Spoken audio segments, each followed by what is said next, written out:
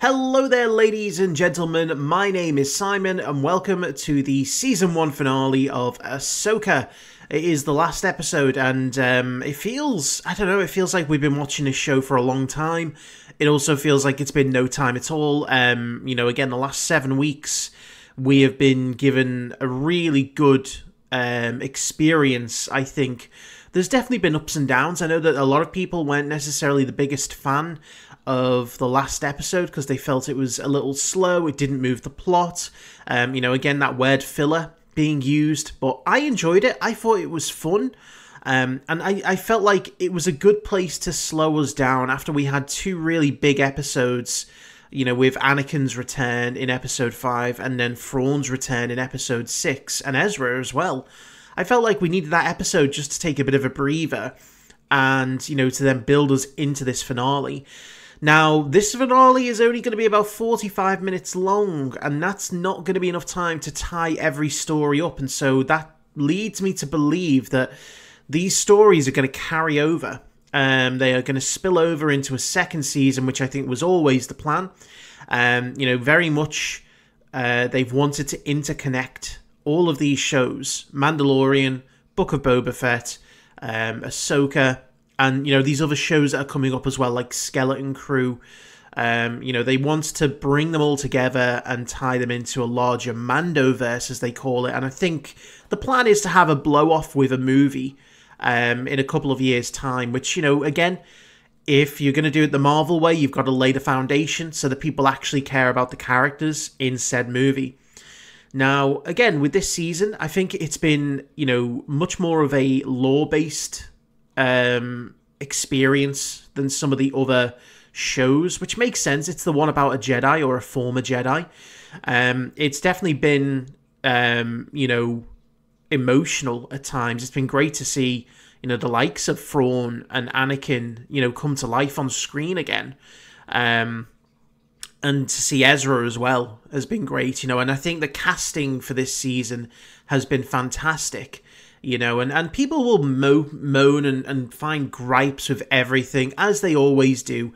You could have, quite literally, the perfect Star Wars story, directed in the most perfect way, with a perfect score, perfect cinematography, perfect acting, perfect dialogue, and there will still be complaints, because that's just what Star Wars fans do. They complain, because either you are, making money off it, not to mention any names, but Star Wars Theory, you are just perpetually hating on Disney, so you do not allow yourself to like something, even though you probably deep down know you like it. Or you just find nitpicks in everything, which I have been accused of and am no doubt guilty of. Having done in the past with other shows. But I think it's important with this one just to have fun. Let go. Have fun. Enjoy it. Yes, it's not perfect, but it's been really good. It's been really, really good. And so we find ourselves, again, in a difficult position because we can't tie everything up right now. We've got Balon's story, which is probably the most difficult one to tie up because obviously the unfortunate passing of Ray Stevenson, who has been a juggernaut in this series so far. His presence on screen has been, I think, the most significant, certainly the most noticeable. I think if you were to ask most people which character or set of characters have made the most impact in this show so far, you would say Balon and Shin. They've had the most interesting arc. They've had, the biggest presence on screen. And I think they're the characters that people want to know more about and that people want to see. And so it is an eternal shame that, Ray Stevenson passed away. And whether they decide to carry on his story with another actor, I'm not sure. It's hard to say without knowing what the actual plan for the character is. I certainly don't mind a recast. I think they will struggle terribly to fill the boots of Ray Stevenson. But I would not be against a recasting if it came to that. But, time will tell.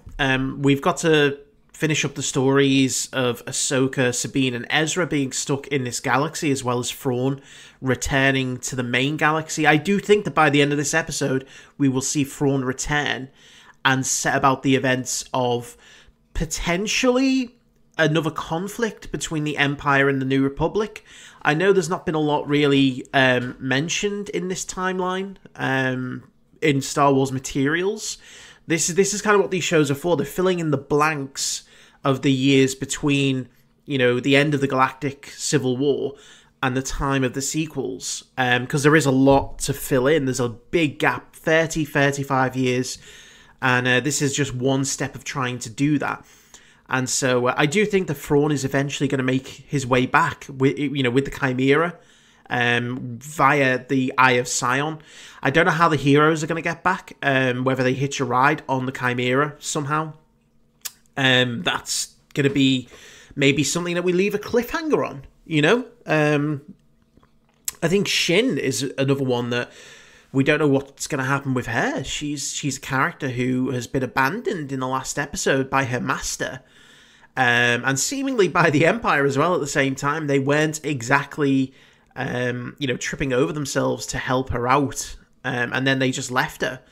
So whether she does end up joining the Empire or finding Balon, who knows? We'll have to wait and see. But the time is upon us.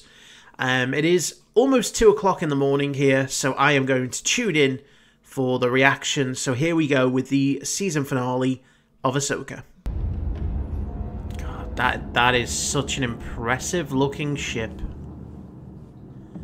With the Chimera on the bottom. I've watched many an Imperial officer make the same assumptions about the rebellion. Yep.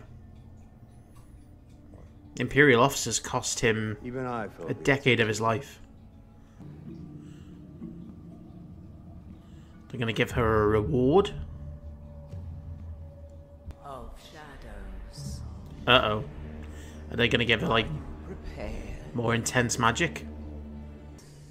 To the old ways. Oh, shit. I do. They're making a full-on Night Sister. Your old life. Shit's about to get real freaky. Oh, fuck. They are burning her up.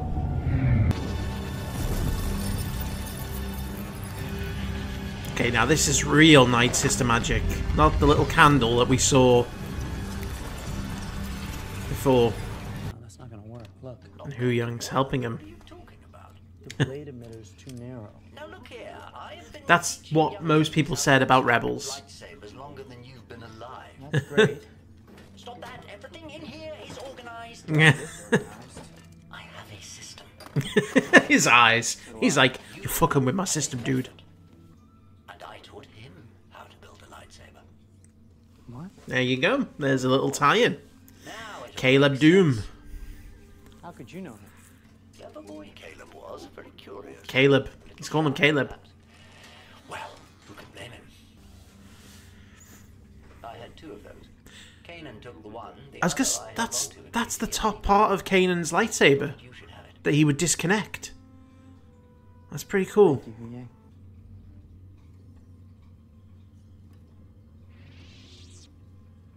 What happened between those two? What did I miss? I don't know. They haven't told us. Ahsoka became afraid that Sabine was training as a Jedi for the wrong reasons after what happened on Mandalore. That's why, no matter what happens next, I'm going to be there for you. You've got to trust each other. Being a Jedi isn't about wielding a lightsaber. That's what Kanan said. Especially in our situation. I just need a reason why Sabine wants to be a Jedi other than being a warrior. You know? They've not really told us why she wants to be a Jedi other than that. Just finished.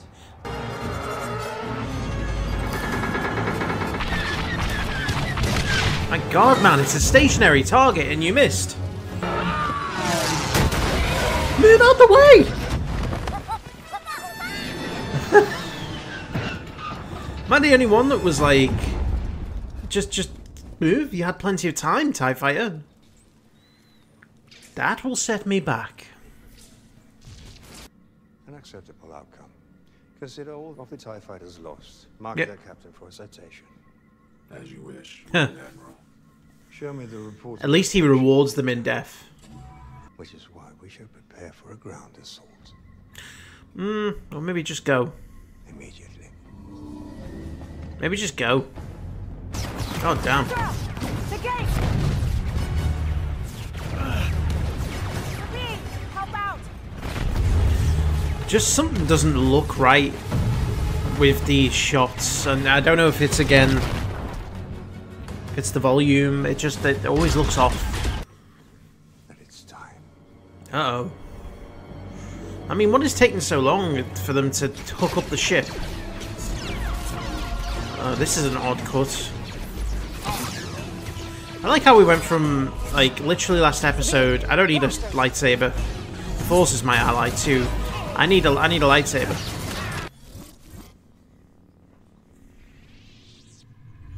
I felt weird. Don't know why. Yes, here they come.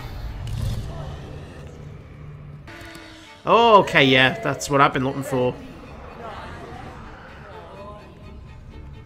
I normally hate zombie stuff, but for some reason, seeing undead stormtroopers, that's definitely going to be my shit. Yeah, okay. Okay. Oh, it's the way they don't even use their weapons. That's the creepy bit. They're just walking. Like, there seems to be a lack of urgency in the scenes. Okay, but yeah, that is still creepy as fuck. Damn, she got sold the short stick, didn't she? All this effort to bring him back. And it's like, yeah, you stay behind. I think she wants to bring back the Night Mothers. Maybe it wasn't so much about Thrawn as it was them.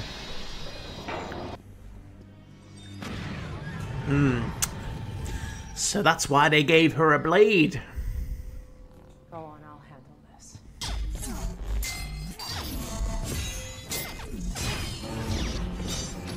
Okay, okay. This is better, this is better. This feels more urgent. This is what I was wanting in those earlier scenes with the Stormtroopers. Oh, please. Death Troopers are nothing.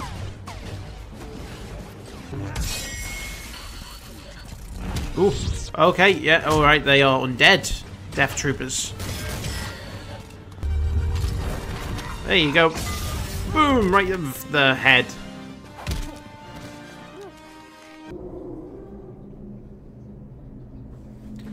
I mean, she literally only just developed her force powers. This is gonna be a risk. Go on.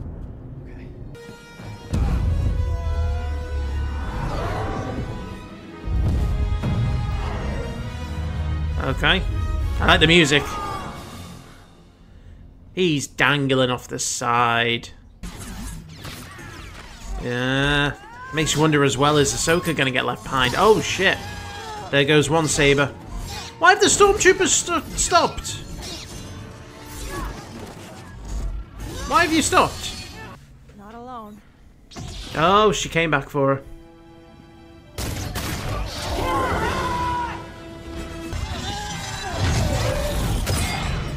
Ooh. Okay, yeah, she's definitely not coming back for season 2.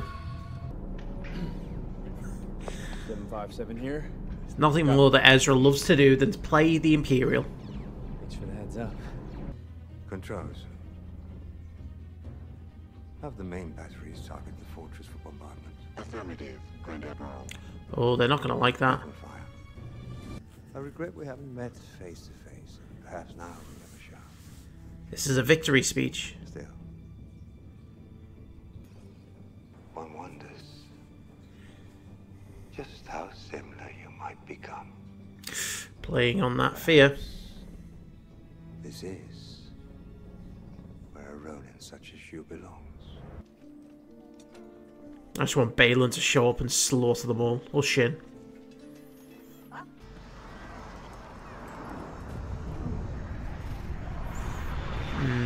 I wonder if we're going to get like a post-credit scene with Balon, because there's been no hint of either him or Shin. Oh, there's an owl. Is that Morai? Oh, there's Shin finally. She's at the Raider camp. The hell? He ended up in the Lord of the Rings. Is that the father? I'm sure that was the father and the daughter. Oh, what planet is this? I want to see the Shadow Council. I want to see Captain Pelion be like, see, bitch, I told you he was coming back.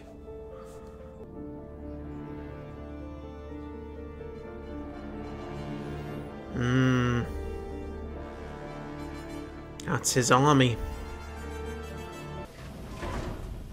Of course he shows up in the Stormtrooper armor.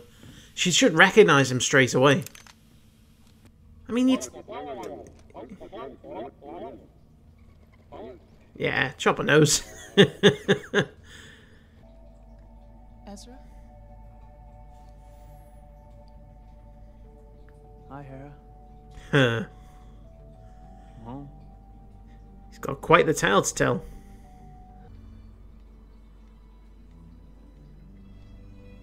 Ezra's where he needs to be. And so are we. She's trusting the Force.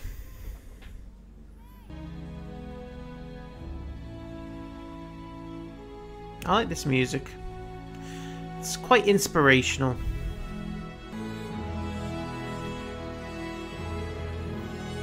Oh, there's Force Ghost Anakin.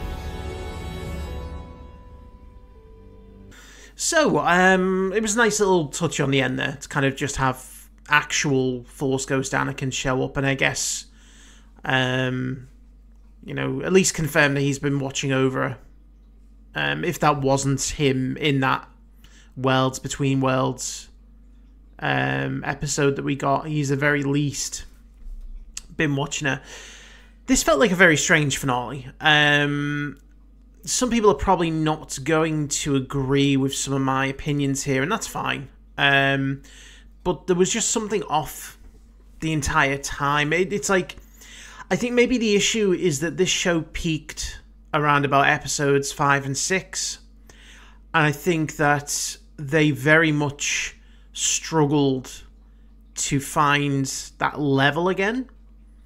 It's like, you know, this now, after episode 6, they struggled to be like, right, okay, so we've really peaked with the Anakin flashbacks, the Thrawn and Ezra returns. Now we've got this little bit extra to do. But it can't match those episodes emotionally, just because it's the very end of a simple story. And I think people might be a little frustrated with the fact that we didn't get very much of Balon and Shin in the final episode here. And keeping in mind that, you know, clearly looking to season 2 is probably the bigger picture here. Again, they couldn't have foreseen the circumstances with Ray Stevenson. That's just cruel luck.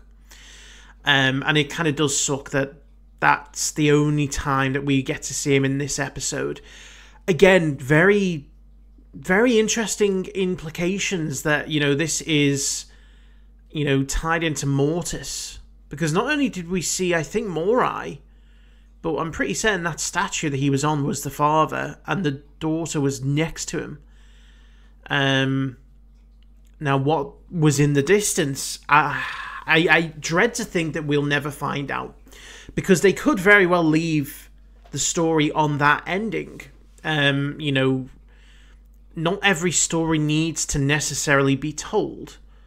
And so if they decide against recasting Ray Stevenson, if it's not integral to the plot going forward, and it was going to be something that they did to, you know, give that character something to do and maybe expand some of the lore, they might decide that, you know what, we're just going to keep it as is.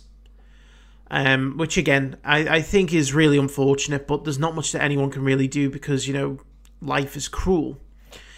Now, again, I feel like, specifically this last episode, it clearly had a lot to try and tie up, and I knew that it wasn't going to be able to tie everything up simply because they were always looking ahead to the future, specifically as Season 2. And that is definitely where things are going here. You know, Thrawn is back in the main galaxy, as is Ezra. That Season 2, I think, is going to build that conflict between the returned Thrawn and what I presume is his undead army. Which, again, I'm not usually a huge fan of undead things and storylines. There's something about stormtroopers being undead that's just kind of different. So I didn't mind it. I honestly didn't mind it so much in this episode. But I think that is his plan. You know, obviously bring with him an undead army to help recapture the galaxy.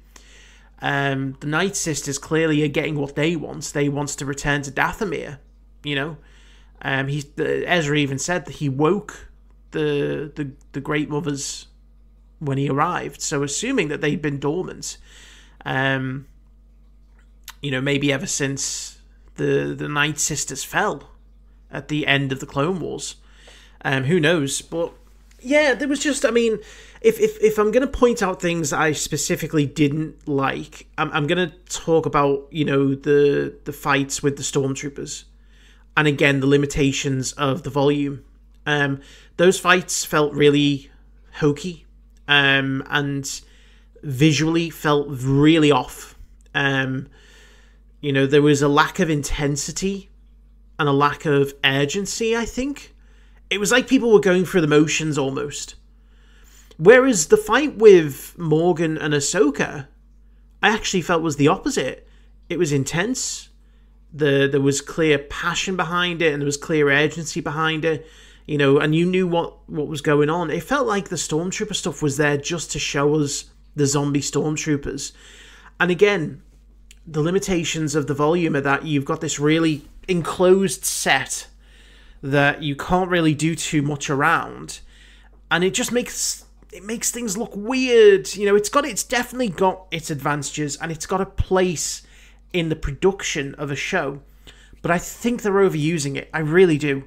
And, you know, again, specifically with the scene where they were riding in under fire from the Star Destroyer, there was a weird motion blur going on, and it just took me right out of the moment, because I'm like, they're doing this on, you know, on the volume. They've got, obviously, the scenery going by, and they're on these static, you know, mounts that, you know, you'll have seen the static mounts that they can get, you know, with the actors kind of pretending to ride them. And that's exactly what it felt like, you know. And I think that for all that Ahsoka as a show has done well, I would say that the visuals at times and the graphics and the use of the volume has been a bit of a detraction. The story has been really intriguing. I think, you know, up until episode 6, or should I say up till episode 7, you know, it was hitting every note. Every episode was better than the last.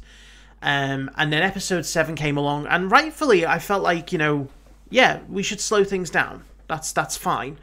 But then I expected them to kind of pick up again in the finale, and you know, I get the message behind it. It's like, okay, so Ezra and Sabine have learned, Sabine and Ahsoka have learned to trust, you know, in one another. Sabine refused to leave Ahsoka behind. Ahsoka refused to allow her fear of Sabine to not trust her, you know, and that's essentially what we were finally given an explanation in some way of why their relationship broke down. And, you know, again, I would say that is one of, you know, outside of my complaints about the volume and some of the graphics, my only other complaint, show-wide, is just about the story between Ahsoka and Sabine did not feel like we got enough of an immersion into it throughout the season. You know, we picked up on some off tones at the beginning, we then found out that, yes, Ahsoka had stopped training Sabine, and then it was kind of left in this weird middle ground where no one really knew up until, again, this episode exactly what went on. And, I think that's more what it is. It's very much about tell and don't show at the moment, and I think that's the wrong way to do it. I always like to be shown what's been going on, and Sabine is again another interesting character from this season that I think they could have done better. There's a lot of debate online about, whether she's a Jedi or not, and whether, she should be able to use the Force. And, ultimately to me, if she's going to be a Jedi, I don't really care. If that's the way they want to go with the character, that's fine.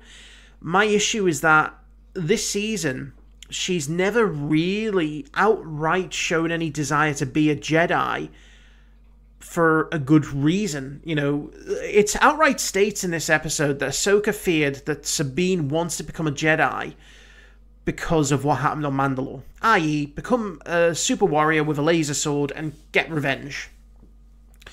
And other than just her being able to finally use the Force, they never necessarily did anything to show us otherwise, that was the only reason that Sabine wants to be a Jedi. She's never said outright that she wanted to, be a Jedi for the greater good, or to necessarily, be able to connect with the Force and become a higher being. It's basically been, she wants to be able to use the Force, she wants to be stronger, at least as strong as Ahsoka in the Force, and, she wants to find Ezra. That's pretty much been the motivations through the season. So I think they could have done a bit of a better job trying to give us more of an explanation as to why Sabine wants to be a Jedi specifically. And so that is kind of a small complaint. Again, none of these complaints ruin the show. None of these complaints make this a bad show for me. But there are things, I think, now that we're at the finale and we've seen everything, I think it's only fair to bring them up. And of course, if you disagree, that's fine. Each to their own. But they're just things that I have pointed out that made me go, okay, maybe the show isn't as great as I originally thought. It's still a very good show. But I do think maybe the last two episodes have kind of taken away a little bit from it. I've got no problem with the cliffhanger, and certainly letting Thrawn get that victory and returning is needed. The worst thing that they could have done was have Thrawn suffer yet another defeat. He needed to get the win here. I'm just not sure what they're planning on doing with Ahsoka and Sabine and the whole kind of swapperoo. So now Thrawn and Ezra are back in the main universe. Sabine, Huyang, and Ahsoka are now in the other galaxy. And it's kind of like, well, what are the plans then to bring them back? So until we see that, it's going to be hard to make a full judgment. But it's an interesting choice because, again, I think they probably knew they couldn't end the show with a big bang, in terms of the victorious good guys. We got our victory by getting to see Ezra, sort of return back to Hera, and having that reunion. That was the win there. And getting to see Anakin, kind of watching over Ahsoka was a nice touch. So they were the victories that people got. Obviously, Thrawn got his win. The Night Sisters got their win because they get to go back. And clearly, I think there's ulterior motives there.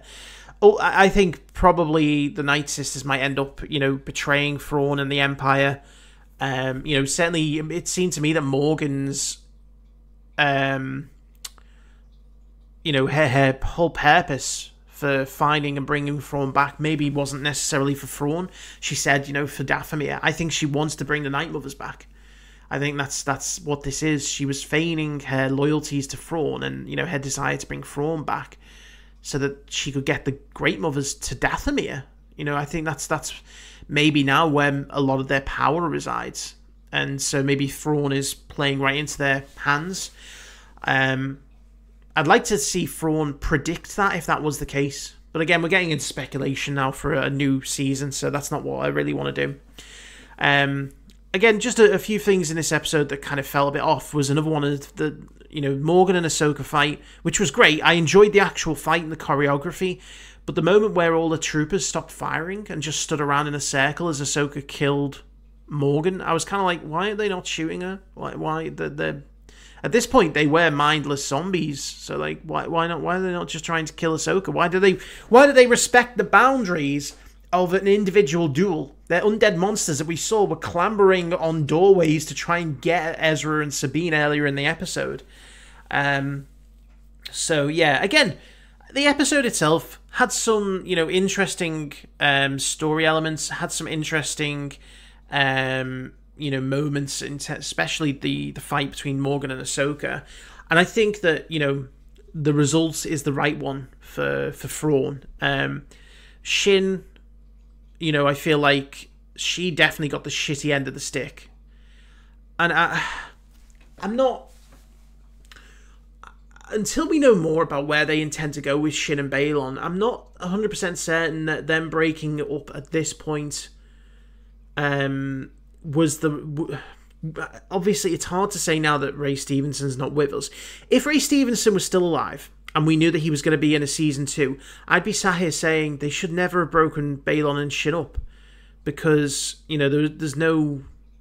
I know that they were inferring that Shin's passion and her desire for power was leading her down a different road, but ultimately it looks like the only thing she's going to get is to be in charge of this group of nomads.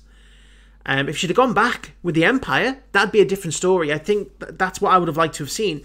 I'd have liked to have seen Shin go back with Thrawn, be Thrawn's enforcer, and she gets that position of power, but instead she ends up being a bit sad and ending up with this group of nomads, and there might be a story plan there for the next season, but it's like, well, they're both stranded on that planet. Why not just have kept them together for the sake of, giving us a bit more? Because it was very sudden. It was very sudden they broke them up. And don't get me wrong, I understand Balon's reasonings. He clearly is smart. He knows that if she's blinded by a desire for power, it's going to trip him up. But they could have gone down a different road if they knew that Shin was not going to end up going back to the Empire. So, yeah, it's a difficult one to try and think about. I mean, ultimately, if you were to ask me, was this season a good one? I'd say yes, it was very, very good. Some of the best moments that we've seen in Star Wars for many, many years.